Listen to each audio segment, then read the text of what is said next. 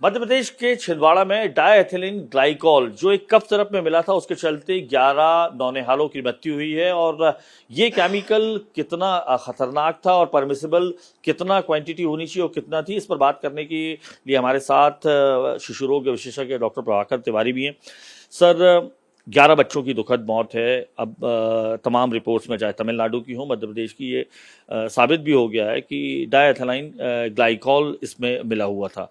क्या होता है, और सर थोड़ा इसके बारे में अगर आप पूरा बताएं तो। देखिए, अगर बेसिकली हम देखें तो ये जो दुखद मृत्यु हुई है उसका मूल कारण एक्यूट रीनल फेल्योर था, या जिसमें हम आम भाषा में कहते हैं कि उनकी किडनी ने काम करना, गुर्दे ने काम करना बंद कर दिया और उसके कारण इन बच्चों की मृत्यु हो गई। हम अगर और भी बेसिक जाए तो किडनी क्यों फेल हुई, उसके कारणों पर अगर जाएं तो ये हो सकता है डिहाइड्रेशन हो सकता है, सेप्सिस हो सकता है और टॉक्सिक्स हो सकते हैं। जो रीनल बायोप्सी की रिपोर्ट्स हैं वो उन्होंने टॉक्सिन की तरफ इशारा किया है। रीनल बायोप्सी की जो रिपोर्ट रहती है वो ये तो बता सकती है कि किसी पर्टिकुलर टॉक्सिन के कारण रीनल फेल्योर हुआ और उसके कारण डेथ हुई, पर कौन सा टॉक्सिन था ये बता पाना उसके लिए रीनल बायोप्सी रिपोर्ट में मुश्किल है। पर जैसा कि अभी आप लोग बता रहे हैं कि उसमें एक पर्टिकुलर डायएथिलीन ग्लाइकॉल की काफ़ी अधिक मात्रा पाई गई है, तो जो डायएथिलीन ग्लाइकॉल है वो आमतौर पर गप सिरप्स में नहीं रहता है। जो स्वीटनर इसका दूसरा पार्ट है डायएथिल प्रोपेनॉल, वो स्वीटनर की तरह ज़रूर यूज़ होता है।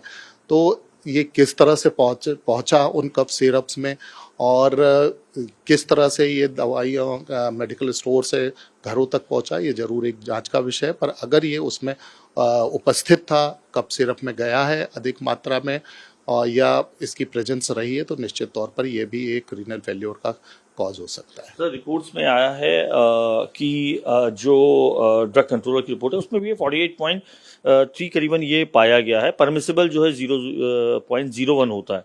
ये कुछ ज़्यादा मात्रा नहीं है अगर परमिसिबल से? बिल्कुल, आपकी बात बिल्कुल सही है कि जितनी मात्रा आप बता रहे हैं अगर वो है, क्योंकि ये तो मिनिमल जो आप 0.00 कर रहे हैं, मतलब वो सिर्फ ट्रेसेस में परमिसिबल है, या परमिसिबल तो बिल्कुल नहीं है, ट्रेसेस में हो सकता है, पर अगर इतनी अधिक मात्रा में ये पाया गया है तो निश्चित तौर पर इसकी टॉक्सिसिटी हो सकती है। अगर सर ये इतनी अधिक मात्रा में था तो ये किस तरीके से बॉडी में जाते के बाद सेंट्रल नर्वस सिस्टम पर किस तरीके से अटैक करता है? अगर ये पूरा आप बताएं आम दर्शकों को, तो समझ में आएगा कि किस तरीके से सेंट्रल नर्वस सिस्टम के थ्रू फिर किडनी या फेल्योर होता है पूरा। देखिए, बहुत सिंपल सी चीज़ है। जो भी चीज़ हम मुंह से खाते हैं वो हमारे इंटेस्टाइन से एब्जॉर्ब होती है और एब्जॉर्ब होकर ब्लड सर्कुलेशन के थ्रू दूसरे ऑर्गन्स में पहुंचती है। आमतौर पर जो लीवर रहता है या यकृत रहता है वो डिटॉक्सिफिकेशन का काम करता है, और जो किडनी रहती है वो हमारे यहाँ जो भी रहता है उसका एलिमिनेशन या एक्सक्रीशन का काम करती है। ये जो टॉक्सिक केमिकल्स हैं ये इंटेस्टाइन के रास्ते एब्जॉर्ब होके दूसरे सोर्सेज के थ्रू, दूसरे ऑर्गन्स के थ्रू अल्टीमेटली किडनी में पहुंचे, और चूंकि किडनी ने इसको एलिमिनेट करने का, एक्सक्रीट करने का काम करती है, तो ये किडनी एक तरह से हमारे खून का छन्ना है, और ये जो टॉक्सिक केमिकल्स है उनको शरीर से निकाला जाना आवश्यक था, इसलिए किडनी ने इनको निकालने की कोशिश की। पर ये जो टॉक्सिक केमिकल्स हैं इसने जो किडनी की लाइनिंग से, जो बोमन्स कैप्सूल होते हैं जो कॉर्टेक्स में होते हैं और जो ट्यूबुल्स रहती हैं, उनको काम करने के लिए, बेसिकली अगर देखा जाए, हम बहुत ही सिंपल भाषा में कहें तो जिस तरह से हम किसी का गला घोंट दें और उसके बाद उसको शरीर में ऑक्सीजन ना पहुंचे और डेथ हो जाए, इसी तरह से जो रीनल सेल्स हैं, जो किडनी के सेल्स हैं, उनकी एक तरह से नेक्रोसिस हो गई, उनकी मृत्यु हो गई और किडनी ने काम करना बंद किया। इसीलिए आपने देखा होगा, सुना होगा कि जो बच्चे थे उनकी पेशाब आनी बंद हो गई, उनके शरीर में सूजन आने लगी, और जब ये टॉक्सिक केमिकल नहीं निकल पाया तो इसने शरीर के दूसरे हिस्सों में भी अपना दुष्प्रभाव दिखाया। आपने देखा लोगों को उल्टियाँ हुई, उसके बाद उनके दूसरे ऑर्गन्स वो भी फेल होने लगे। तो जो बेसिक है, सबसे अधिक इफेक्ट है वो रीनल सिस्टम को पहुंचाया। चूंकि रीनल सिस्टम खुद खत्म हो गया, वो निकाल नहीं पाया, इसलिए जो दूसरे शरीर के हिस्से हैं, चाहे वो लीवर हो, चाहे वो ब्रेन हो, चाहे वो हार्ट हो, उन पर भी दुष्प्रभाव पड़ा और अल्टीमेटली ये बेचारे बच्चे बचाए नहीं जा सके। सर, ये जो डायएथिलीन जो ग्लाइकॉल है, ये बताया जा रहा है कि सीधे शरीर में ये नहीं जाता, या केमिकल के साथ इसका कंपाउंड बनाया जाता है, उसके बाद ये मिक्स होता है, डाइक्लोरिक एसिड में कन्वर्ट होता है, तब जाता है, और उसके चलते नसें वगैरह भी फट जाती। क्या है ये पूरा? जैसा मैंने बताया कि आम तौर पर अगर देखें तो हर एक चीज़ को शरीर के अंदर पहुंचाने के लिए कोई सॉल्वेंट या किसी व्हीकल की ज़रूरत पड़ती है।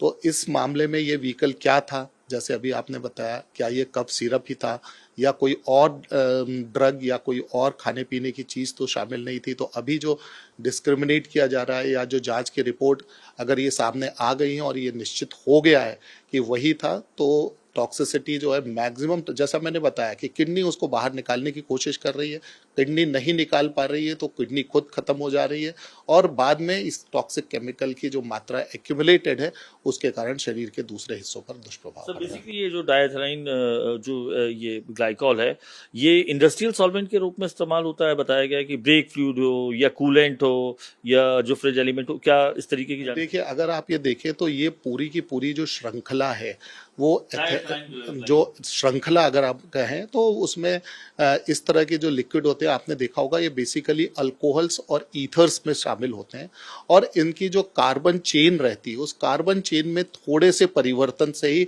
उनके जो केमिकल गुण हैं वो पूरी तरह से बदल जाते हैं।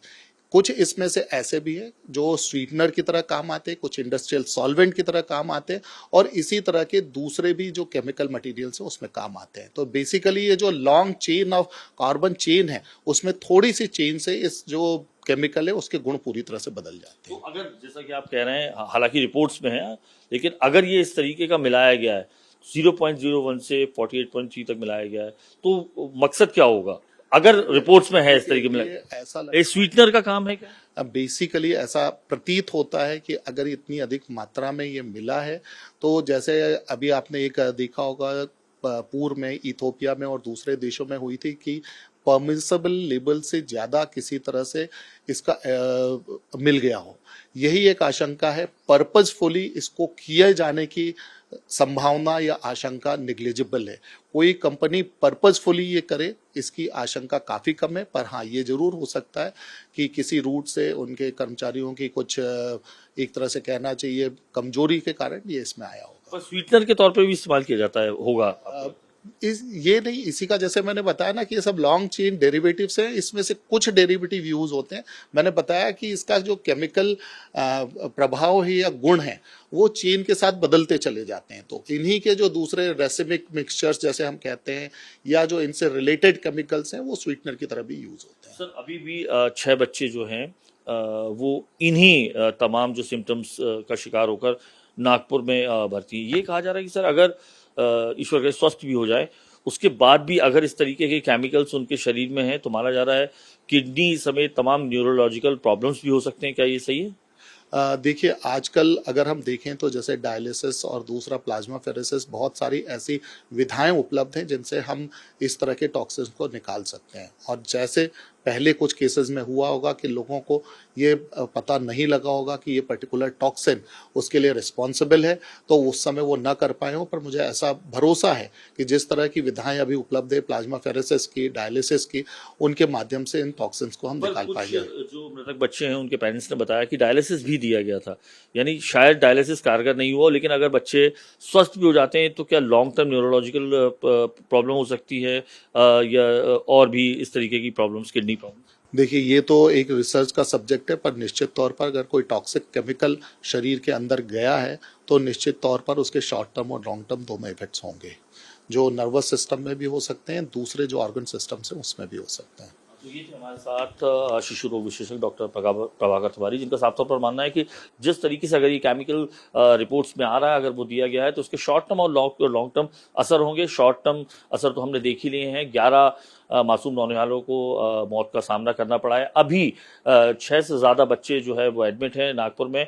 अगर वो स्वस्थ हो जाते हैं तो लॉन्ग टर्म असर भी इसके चलते हो सकता है। यानी अब सरकार ने हालांकि कार्रवाई जरूर कर दी है, लेकिन प्रदेश के किन हिस्सों में, छिंदवाड़ा के अलग अलग हिस्सों में ये खतरनाक केमिकल भरा कफ सिरप गया है, इस पर भी जांच चल रही है ताकि आगे जो बच्चे हैं मासूम, उनकी जो जान को कोई दिक्कत का सामना ना करना पड़े। कैमरा पर्सन प्रदीप त्रिवेदी के साथ अनुराग मेहता, इंडिया टीवी भोपाल।